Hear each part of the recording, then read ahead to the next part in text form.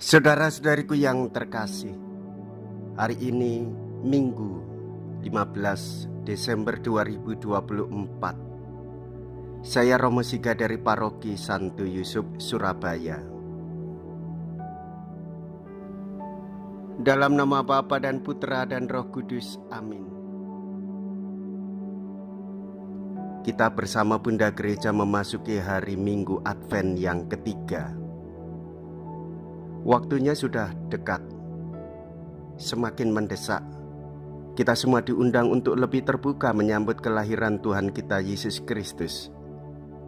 Undangan itu menuntut sikap hati yang gembira, hati yang terbuka bagi kehadiran Allah.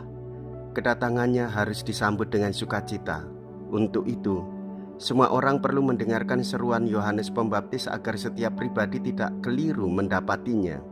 Beberapa hal yang masuk dalam kategori perbuatan yang salah segera harus ditinggalkan. Orang diajak membangun sikap hidup yang pantas bagi kedatangannya. Mari kita mengusahakannya dengan baik.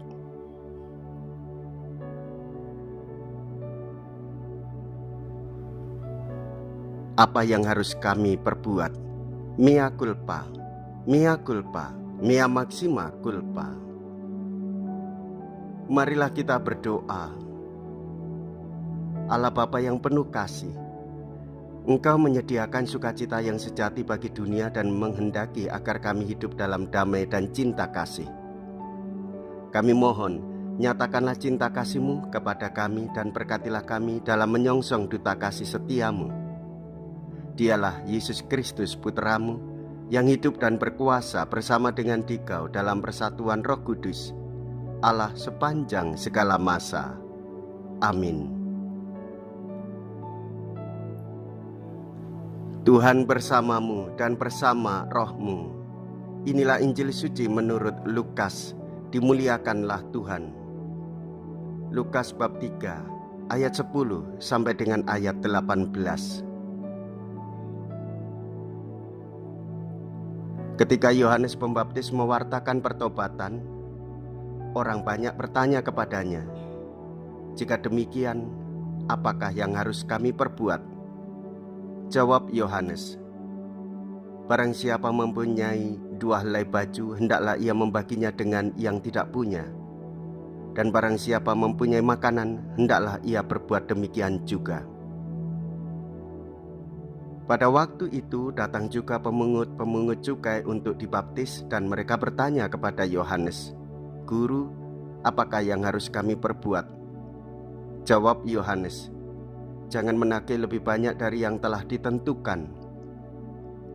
Dan prajurit-prajurit pun bertanya kepadanya, "Dan kami, apakah yang harus kami perbuat?"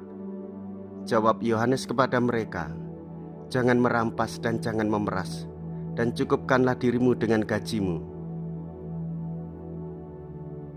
Tetapi orang banyak itu sedang menanti dan berharap, dan semuanya bertanya dalam hati tentang Yohanes kalau ia adalah Mesias. Karena itu Yohanes berkata kepada semua orang, "Aku membaptis kamu dengan air, tetapi ia yang lebih berkuasa daripada aku masih akan datang, dan membuka tali kasutnya pun aku tidak layak. Ia akan membaptis kamu dengan Roh Kudus dan dengan api. Alat penampi sudah ada di tangannya. Ia akan membersihkan tempat pengirikannya untuk mengumpulkan gandum ke dalam lumbungnya. Tetapi debu jerami akan dibakarnya dalam api yang tidak terpadamkan." Dan banyak nasihat lain Yohanes memberitakan Injil kepada orang banyak. Demikianlah sabda Tuhan. Terpujilah Kristus.